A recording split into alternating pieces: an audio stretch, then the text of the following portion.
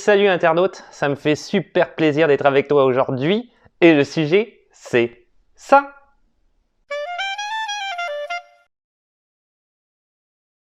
Alors aujourd'hui une vidéo que je trouve vraiment capitale et essentielle, je te dirais, non seulement pour la chaîne mais vraiment pour tout le monde. Donc j'espère qu'il y a un maximum de monde qui regardera cette vidéo là parce que c'est des informations que je trouve vraiment importantes et que je ne savais pas. Donc j'ai vraiment été surpris, je te dirais. Cette vidéo en fait j'en ai eu l'idée pour deux raisons principales. D'abord je salue quelque part mon ami amigo Bill Carson, qui en fait il y a pas longtemps m'avait, je ne veux pas rentrer dans les détails non plus, m'a envoyé un scénario, je l'ai lu, on a discuté ensemble de son scénario, c'était très intéressant. Et là-dessus du coup est venu un petit peu le sujet du plagiat qui peut se passer en ce moment, qui pouvait se passer en fait il y a quelque temps à Hollywood, dont notamment par exemple une expérience personnelle dont je parlerai plus en détail à la fin de cette vidéo-là. Et également, donc ça m'a donné une idée, mais également, parallèlement à ça, on peut appeler ça le destin, hein, des fois le karma, je sais pas, il y a Matt Damon qui récemment, en fait, a fait des interventions au sujet de Hollywood, du système hollywoodien, de la manière dont ça fonctionne, notamment de l'ampleur du plagiat. Il a beaucoup parlé aussi des acteurs, comment ça marchait au niveau des acteurs. Il a d'ailleurs expliqué, si ça t'intéresse au niveau du cinéma, c'est quand même toujours intéressant de savoir que, bon, on s'en doutait un petit peu, hein, ceci étant dit, mais que c'est très requin, quoi. C'est très requin. Et qu'ils font tout, en fait, les acteurs ne s'apprécient pas nécessairement entre eux, et ils font tout, en fait, pour se couler, pour avoir les rôles, jusqu'à des bassesses les pires que auxquelles tu peux penser. Donc c'est vraiment, en fait, quand tu les vois et qu'ils présentent des films qui sont ensemble, je pense par exemple aux X-Men ou aux Marvel, il y a vraiment énormément d'acteurs, hein, comme ça, qui jouent dans ces films-là, mais dans des rôles précédents, ils se tiraient dessus carrément. Quand ils se tiraient dessus, c'est imagé, hein, tu l'auras compris, mais je veux dire, ils se plantent des couteaux dans le dos, voilà, comme il faut pour avoir le rôle de tel ou tel film en arrière, quoi. C'est relativement dégueulasse. Donc il expliquait comment le système était prodigieusement horrible. Lui, il a un ami, Ben Affleck, donc comme il disait, certains acteurs comme ça ont des amis. Hein, la plupart du temps, c'est comme il disait, un ou deux maximum amis, où on essaye de faire attention, on essaye de se caster entre nous, mais tous les autres sont des ennemis, quoi. Tous les autres sont des ennemis potentiels pour avoir le rôle. Et il est revenu du coup sur le plagiat, et en revenant sur le plagiat, eh ben, ça a fait une sorte de petite mini-bombe, et il y a énormément de choses qui sont sorties au niveau des gens qui travaillent, notamment au niveau de la technologie, etc., tu vois, des tournages, et qui ont juste confirmé les propos de Matt Damon à tous les niveaux. Plein de témoignages de gens qui ont malheureusement été plagiés à Hollywood, de procès qui ont eu lieu. Donc on va en parler en détail, je trouvais ça très intéressant. Donc on va faire un petit résumé de tout ça, et c'est parti. Alors de ces nouvelles-là, deux choses sont ressorties. Alors ces nouvelles-là, évidemment, tu n'y as peut-être pas eu accès non plus parce que c'est pas mainstream, hein, c'est pas des nouvelles qu'on voit un peu partout. C'est directement dans les canaux d'Hollywood, etc. Mais moi, je suis pas mal plugué, je suis pas mal là-dedans dans ces canaux d'Hollywood depuis un certain nombre d'années. Parce que j'ai souvent envoyé des scénarios et j'avais même une relation avec une maison de production hollywoodienne à un moment donné, que je l'ai encore d'ailleurs, on continue à discuter ensemble, mais j'ai pas pu me rendre sur place. Je t'ai invité à des cocktails souvent, c'est drôle. Bref, donc deux choses essentielles qui sont sorties de ça, parenthèse fermée. D'abord, le relationnel est essentiel à Hollywood, ça évidemment tu t'en doutes, mais même quand il y a relationnel, il peut y avoir aussi plagiat et copie de toute façon. Deuxième point essentiel, et on va revenir là-dessus d'ailleurs, le plagiat entre maisons de production. Deuxième point essentiel, important, capital, qui m'a littéralement tué, c'est que tous les scénarios qui sont envoyés et acceptés à Hollywood à partir du moment où tu n'es pas connu sont copiés. Ça met un froid, hein. Donc t'es mieux de pas envoyer en fait ton scénario. Il y a des solutions qui sont envisageables pour pouvoir quand même, hein, faut pas non plus être super négatif, pouvoir quand même, en n'étant pas connu, réussir à avoir une carrière à Hollywood, notamment en tant que scénariste ou réalisateur. Je vais te donner un petit peu les idées en arrière qui sont pas des idées originales, mais qui fonctionnent, avec des exemples à la clé de cinéastes. Mais envoyer un scénario, comme moi j'ai fait pendant des années, et d'ailleurs je me suis fait piquer un scénario, donc pendant des années, se faire envoyer un scénario comme ça en n'étant pas connu, c'est obligatoirement du plagiat à 100% des cas. Donc c'est quand même assez hallucinant.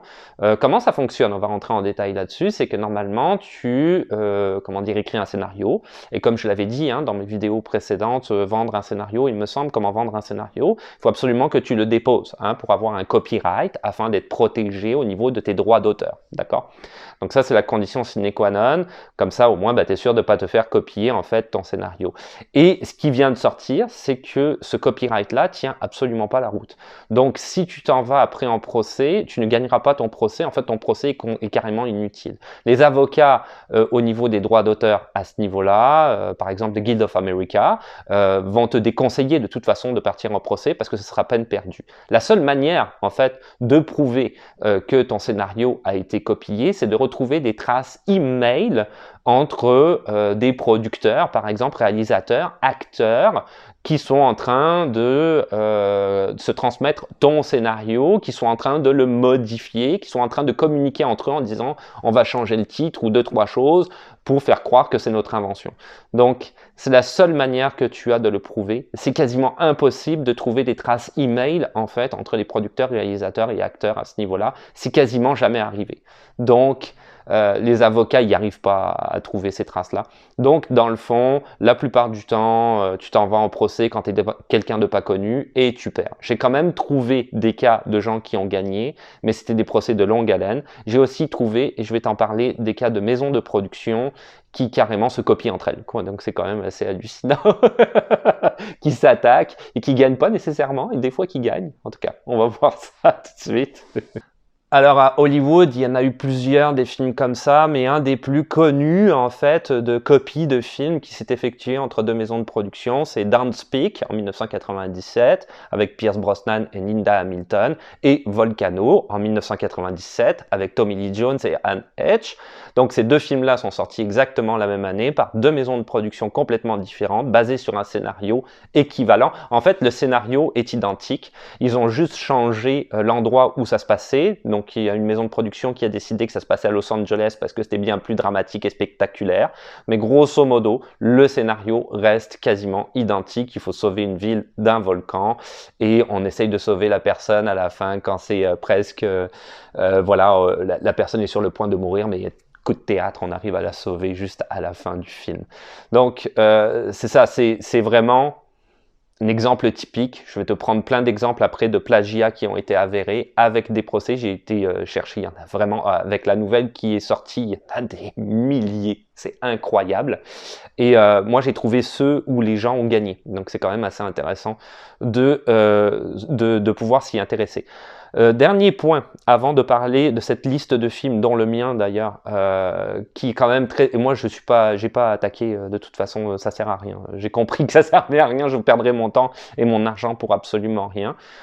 Deux points, justement, à ce sujet-là. Pour tous les gens qui ont gagné dans leur attaque par rapport au plagiat, il faut te dire une chose, c'est que leur nom ne ressort nulle part dans les films, donc on ne le sait pas, finalement, ça reste toujours le même nom du scénariste ou le même nom de réalisateur si le réalisateur était aussi scénariste, donc on ne le sait pas. Et deuxième chose, par rapport à ces personnes-là, s'ils essayaient de faire carrière à Hollywood, ils sont complètement barrés de Hollywood, tu n'as plus aucune possibilité de faire carrière. Donc, le truc qui est intéressant, je te dirais, dans ces procès-là, c'est si tu gagnes, tu vas gagner des millions de dollars. Bon, ben c'est bien, mais tu pourras jamais faire carrière dans le milieu du cinéma, ce qui potentiellement était peut-être quelque chose qui t'intéressait. C'est ça qui est un petit peu dommage. Et si jamais tu perds, tu gagnes pas d'argent et tu es quand même barré à Hollywood. Donc c'est quand même à garder en tête. C'est pas cool. Donc il y a beaucoup de gens qui se sont fait voler aussi. Je l'ai lu avec cette nouvelle-là, qui se sont fait voler leurs idées et qui ont décidé d'essayer de continuer quand même à faire carrière. Parce que ça sert à rien, quoi. Tu t'attaques à des grosses machines hollywoodiennes, des boîtes de production qui pèsent plusieurs centaines de millions de dollars pour certaines. T'es personne, toi. C'est peine perdue, on va le dire tout de suite. Alors, la manière de pouvoir réussir, quand même, il y a une manière de pouvoir réussir à Hollywood et de percer, c'est la manière vraiment la plus, je te dirais, intéressante, c'est de faire des courts-métrages ou de publier, je te dirais, sur certains sites internet qui a des scénarios de court-métrage. Tu n'es pas obligé nécessairement de les protéger. Un scénario de court-métrage, ça reste un scénario de court-métrage. Tu peux aussi, ce qui a été mon cas, comment dire, le céder gratuitement. Ne vends pas un scénario de court-métrage. La plupart du temps, les gens qui font des courts-métrages sont des gens qui n'ont pas beaucoup de moyens. Donc, tu vas le céder à une équipe de tournage qui est intéressée à ton idée mais qui ne veut pas écrire, donc ils vont pouvoir réaliser, ou sinon tu fais toi-même le court-métrage de A à Z. Ça, c'est ta porte d'entrée à Hollywood qui est impossible pour eux finalement de copier. Ils copient pas. Ils ont déjà copié des courts-métrages et ils l'ont fait, mais la plupart du temps, ce qu'ils vont faire, c'est que en fait, comme c'est une carte de visite ce court-métrage-là, il y a des courts-métrages qui ont été copiés, je vais t'en parler après, dont un notamment, mais comme c'est une carte de visite, ce court-métrage-là, ben, de toute façon, ils vont le regarder, ils vont voir la manière que tu as de faire un film, ça va les intéresser. Si le court-métrage a été relativement connu, ben là, ils vont essayer de pas trop le copier parce que ça va paraître, mais quoique ils l'ont déjà fait par le passé, ils le font encore, je te dirais. Ils essayent toujours, apparemment, d'après ce que je viens d'apprendre. Et du coup, ils vont t'engager pour pouvoir faire en fait le remake de ton court-métrage en long-métrage, ce qui, toi, est effectivement ce que tu veux absolument comme objectif. La plupart des courts-métrages, naturellement, ça tu l'auras compris aussi, auxquels Hollywood s'intéresse sont ceux qui sont primés hein, dans les différents festivals, mais pas que. Ça peut être aussi simplement des courts-métrages qui sont plus ou moins populaires, comme par exemple diffusés sur YouTube. À l'heure actuelle, on a la plateforme Internet, hein, on a plein de plateformes pour diffuser des courts-métrages, donc ça peut être très intéressant. Je te donnerai un exemple très significatif, mais il y en a beaucoup d'autres. Donc l'exemple de Andy Muschietti, qui est en fait un réalisateur scénariste argentin qui à l'heure actuelle fait carrière à Hollywood et qui a sorti Mama, un court-métrage en 2008 argentin. Hollywood a été très curieux de ce court-métrage-là qui en fait était exceptionnel, naturellement une idée, une histoire vraiment hallucinante. Et ils lui ont proposé de faire le remake en 2013 avec Jessica Chastain, un film qui est un très bon film que je te conseille d'aller voir si tu l'as pas vu. C'est hors norme comme film dans les films un petit peu comme ça d'horreur, je te dirais. L'idée est très originale. Et il a commencé sa carrière. Et du coup, ben, après, il a fait It Chapter 1 en 2017, ça, si tu veux, en français. It Chapter 2 en 2019. Et à l'heure actuelle, il est en post-production de The Flash, qui, j'en ai parlé hein, dans des vidéos dernièrement, si tu suis la chaîne, qui est censé sortir pour 2022. Il y a énormément de réalisateurs comme ça qui sont passés par cette case-là du court-métrage. Donc, c'est ta manière de rentrer, en fait, à Hollywood et d'essayer de faire carrière si ça t'intéresse. Envoyer un scénario comme ça en n'étant pas connu, ce qu'on appelle un spec script, comme j'en parlais dans mes vidéos précédentes, à ne pas faire. Tu vas être copié, c'est sûr à 100%. En tout cas maintenant. Alors on y va avec une petite liste de plagiat. La liste est gigantesque, c'est sorti, ça a fait l'effet d'une bombe dans les canaux officiels, je te dirais, de Hollywood et dans les journalistes spécialisés par rapport au cinéma. C'est énorme la liste, là c'est gigantesque, là c'est hallucinant comment c'est gigantesque. Il y a énormément de poursuites qui malheureusement n'ont pas été gagnées ou qui n'ont pas continué pour plusieurs raisons. Il y a des gens d'abord qui avaient plus d'argent parce que ça coûte énormément d'argent de faire les poursuites et les maisons de production, a priori dans ce que j'ai lu dans ce document-là, sont très fortes pour étirer la sauce parce qu'ils savent que tu n'as pas beaucoup d'argent en général, donc ils sont bons là-dedans. Il y a eu aussi des arrangements à l'amiable, donc ils savaient qu'ils allaient perdre, donc ils ont préféré payer un petit peu moins d'argent à la personne qui a décidé d'accepter. Donc il y a eu des choses, et du coup, on dit qu'il n'y a pas plagiat parce que c'est un arrangement à l'amiable. Ok. Donc une compensation financière, on appelle ça comme ça. Bon, je t'ai quand même cité quelques films qui, eux, sont avérés être plagiés, de gens connus et de gens pas connus. Donc Terminator en 1994 de James Cameron, donc avec Arnold Schwarzenegger, Linda Hamilton notamment. Ça, c'est le plagiat en fait d'un livre, d'une nouvelle qui s'appelle The Outer Limits par Harlan Ellison Il a intenté un procès tout de suite à la sortie du film Terminator parce que c'était une copie conforme en fait de sa nouvelle. Plus particulièrement, il l'a dit, c'est une sorte de préquel à sa nouvelle, mais peu importe, c'est quand même la même histoire, c'est les mêmes personnages. Et la maison de production, quand il y a eu le procès, elle a immédiatement abdiqué. Donc, c'est rare que ça arrive, mais elle le savait. Hein. Elle a abdiqué, elle a tout de suite dit oui, oui, au procès. Je pense que c'est la seule fois que c'est arrivé, honnêtement. Elle a tout de suite dit oui. Non, c'est la deuxième fois. Il y a un autre dont je vais te parler juste après. Donc, c'est la deuxième fois que c'est bon, en tout cas, elle a abdiqué, peu importe, j'en perds mon latin, elle a abdiqué et du coup, elle a payé une certaine somme d'argent à ce monsieur-là pour éviter que ça s'ébruite trop. James Cameron était fou de rage parce que, voilà, il disait quoi, je suis inspiré, c'est pas une copie, mais bon, c'est vraiment une copie. C'est exactement pareil, l'histoire. Deuxième film, identique, même idée, Lockout en 2012 de Luc Besson avec Guy Pearce.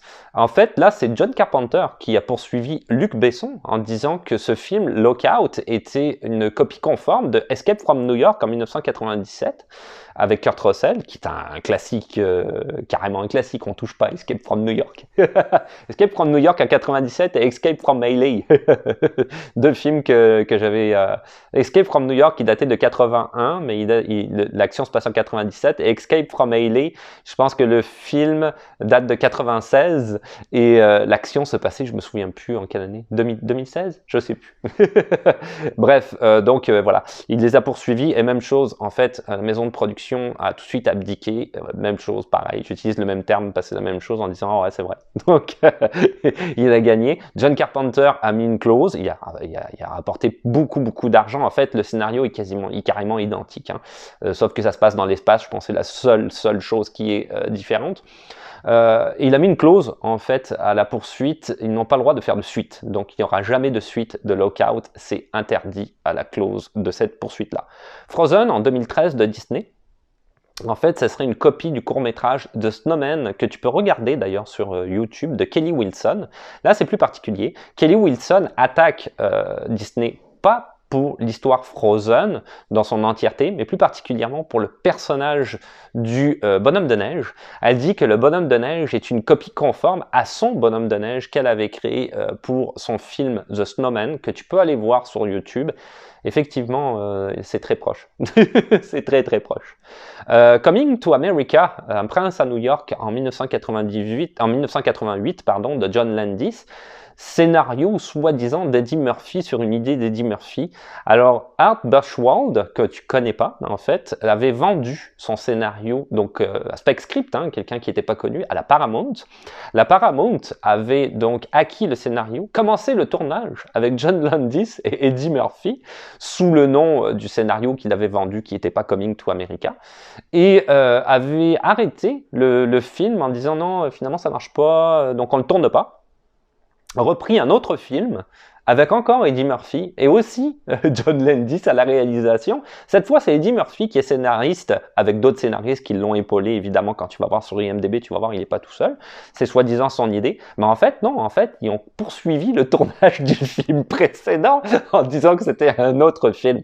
Donc, il est allé en procès et il a gagné une forte somme d'argent. Sauf que Art Buchwald, c'est ça. Tu sais pas qui c'est. Puis c'est toujours Eddie Murphy qui est crédité comme le scénariste de ce film-là. C'est pas le cas.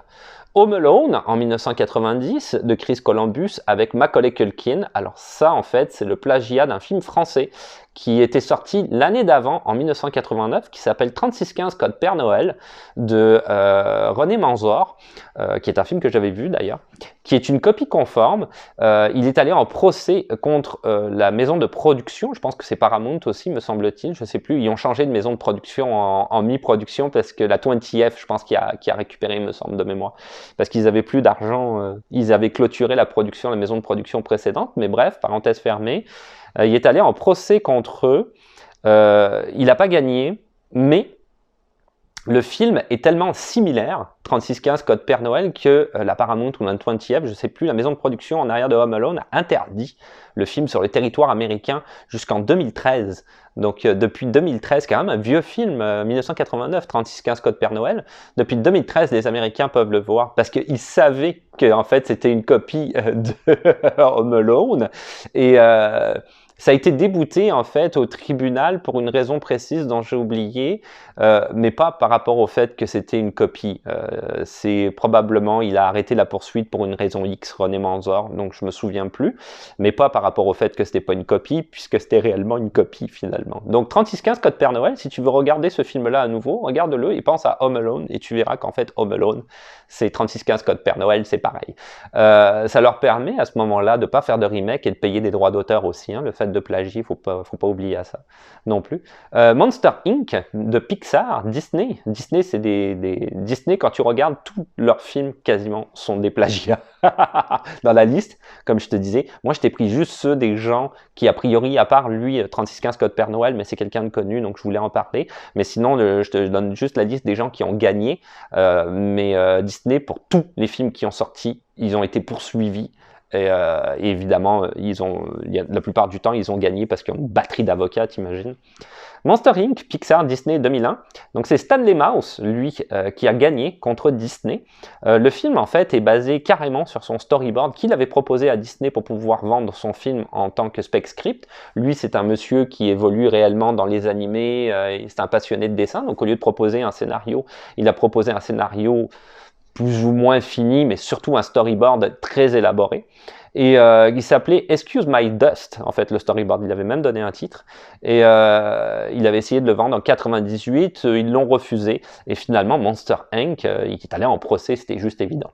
Tout ce qui est dans Excuse My Dust, c'est les dessins de Monster Inc., les monstres, etc., tout en détail, ça a tout été repris exactement, au très près en détail, dans le film Monster Inc. Donc, oui, il a gagné, il n'y a pas eu de problème. Le juge pouvait pas comme nier l'évidence, on te dira. Je te dirai, je peux pas dire on, je suis pas un roi.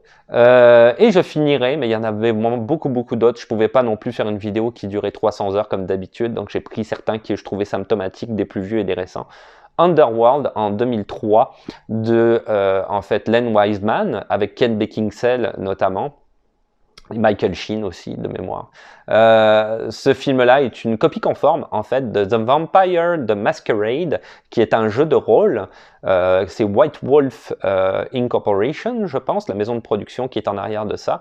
Et la créatrice de ce jeu de rôle a attaqué la maison de production Underworld en disant que c'était une copie conforme de leur jeu de rôle The Vampire the Masquerade. C'est un jeu de rôle qui date maintenant, qui est quand même assez vieux et qui a énormément de suites, comment dire, d'expansions auxquelles tu peux jouer quand tu es fanatique de jeux de rôle. Et elle a gagné aussi. Elle a gagné très rapidement au procès.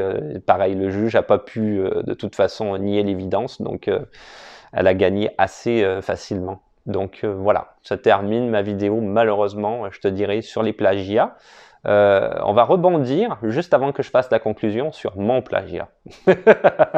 Alors, en ce qui me concerne, le film qui a été entièrement plagié sur un scénario que j'ai envoyé à Hollywood et qui a fait le buzz d'ailleurs, quand je l'avais envoyé, j'avais reçu plein de réponses de producteurs. C'est comme ça un peu que je me suis fait connaître là-bas. Une maison de production avec laquelle je suis un petit peu en contact, c'est assez drôle, mais c'est un peu comme ça que je me suis fait connaître là-bas, je te dirais. Il y a beaucoup d'agents qui m'avaient envoyé en disant qu'ils voulaient être mon agent, etc. Et moi, je voulais pas passer par un agent nécessairement parce que je savais pas où est-ce que je m'en allais, etc. C'était un petit peu compliqué, tout ça. Et les agents peuvent te demander de l'argent tout de suite sans nécessairement que tu fasses quoi que ce soit. Donc, c'est un piège qu'il faut éviter, surtout quand tu n'es pas connu, parce que finalement, tu vas lui verser plein d'argent pour arriver strictement à rien. Donc, tout le monde te conseille toujours de commencer un petit peu tout seul. Vous savez garder ça en tête si tu veux. Bref, j'ai envoyé ce scénario-là en 2012.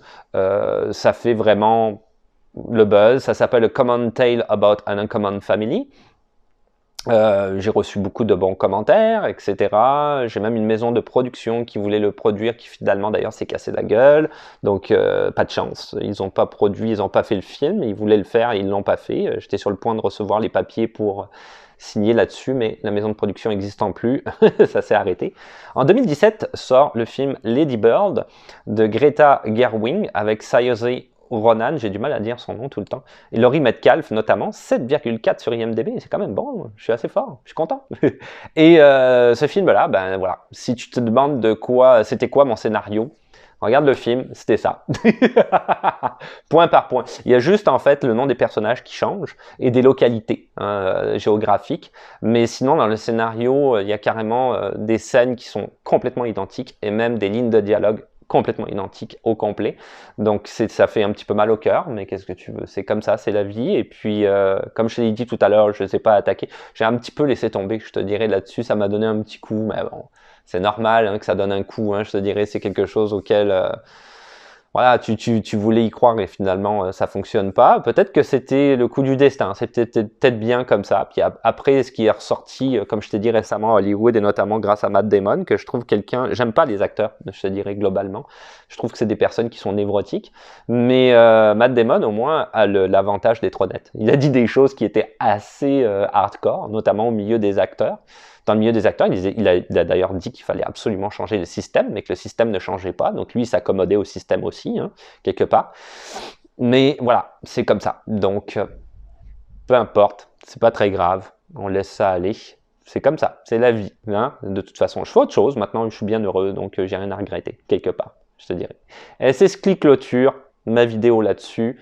Mon conseil, n'envoyez aucun scénario à Hollywood. C'est très risqué. Parce que même des gens, comme je l'ai dit tout à l'heure, qui ont vendu leur scénario se l'ont fait piquer finalement par après. Donc même en le vendant, t'es pas sûr de pas te le faire piquer. D'accord? C'est pas parce que tu l'as vendu qu'il va être réalisé. Hein. En général, en fait, ils acceptent l'option. Comme ils disent, ils peuvent le garder pendant X nombre d'années pour pouvoir éventuellement le réaliser, mais a priori, on le voit que ça se fait jamais, et quand ça se fait, ils mettent un autre nom différent à la place. Ils préfèrent en fait utiliser une valeur sûre de quelqu'un qu'ils connaissent déjà, parce que Hollywood, il faut pas que tu oublies que c'est un espace marketing. Donc les acteurs vendent, parce que Robert Downey Jr. à l'heure actuelle, c'est Iron Man, c'est plus Robert Downey Jr. Les gens ont tendance à confondre le personnage avec l'acteur. Donc eux, ils bougent, ils sont beaucoup là-dessus. Donc c'est bien mieux, par exemple, pour l'exemple que je prenais tout à l'heure, que ce soit Eddie Murphy qui soit au scénario que Arch Bushwald qu'on connaît pas. Donc eux, ils fonctionnent toujours sur la valeur sûre pour la motricité de l'argent, si tu veux, qui va rentrer plus facilement dans les caisses, soi-disant. Donc pour te faire un nom, tu passes par le court-métrage. C'est mon petit conseil là-dessus que j'ai pu comme ça déceler. Les gens qui sont passés par les courts-métrages, c'est quand même rare qu'ils se fassent piquer les idées. Et souvent, à ce moment-là, ils peuvent aller réaliser directement leur film à Hollywood, remake de leur propre court-métrage. Et voilà, c'est tout pour aujourd'hui. Donc c'était cette vidéo sur le plagiat, vidéo que je trouve un petit peu triste notamment, hein, je te dirais, une petite tonalité triste, j'ai pas l'habitude, je fais toujours des vidéos qui sont plus enjouées, mais c'est la réalité des choses et je pense que c'est important que tout le monde le sache. Donc je pense que cette vidéo est très importante, j'espère qu'il y a du monde qui le verra, cette vidéo-là, pour ne pas tomber dans le piège. C'est le seul intérêt de cette vidéo-là, c'est de ne pas tomber dans ce piège-là. Ce que j'ai dit pour Hollywood, je suppose, je n'ai pas de preuves là-dessus, mais que c'est aussi vrai pour la France ou pour d'autres pays. Si on pense notamment à Luc Besson, quasiment tous ses scénarios, il y a des procès contre lui pour plagiat, que ce soit Léon, Le Cinquième Élément. Le Cinquième Élément, c'était un comic book, hein, des gens qui l'ont attaqué parce qu'ils disaient que ça ressemblait énormément. Et comme je te l'ai dit tout à l'heure, ils n'ont pas gagné tous leurs procès, je te le répète à nouveau, donc je ne pas parler des procès qu'ils n'ont pas gagnés, parce que là, il faut dire aussi qu'il y a sûrement des gens qui essayent de profiter. Mais Luc Besson est très connu pour ça. Alors maintenant, est-ce qu'il y en a d'autres? Moi, si je vois qu'à Hollywood ça marche comme ça, je ne verrais pas pourquoi ça ne marcherait pas comme ça dans les autres milieux de cinéma, dans les autres pays, honnêtement. Mais ça reste qu'une supposition, rien n'est prouvé. Donc évidemment, tu fais toujours ce que tu veux. Je te conseille de passer par le court-métrage et d'éviter justement d'envoyer des scénarios comme ça. Je trouve que bon, voilà, c'est toujours triste hein, quand tu vois, tu as mis tant d'efforts à essayer de créer quelque chose et finalement c'est quelqu'un d'autre qui prend tout le mérite. C'est peut-être pas génial, quoi. C'est pas une bonne idée, surtout quand tu voulais peut-être faire carrière là-dedans. Ça finira là-dessus. Bref. Donc, pour le reste, si tu veux mettre un petit pouce bleu, parce que ça fait toujours plaisir quand même. Hein. Mon podcast, je vais te mettre le lien du podcast dans la description. Toujours pas de nouvelle émission, mais tu le vois, je fais moins de vidéos aussi sur la chaîne. Je suis très pris en ce moment par beaucoup de choses à droite et à gauche. Je continue. J'oublie pas la chaîne cinéma. Je vais continuer à faire des vidéos néanmoins, c'est certain. Et on se dit à la revoyure. Ciao! À la prochaine, pardon, à la prochaine. Ciao, bye. On peut se dire à la revoyure aussi, ça marche. La revoyure, c'est bien, la revoyure, une belle expression.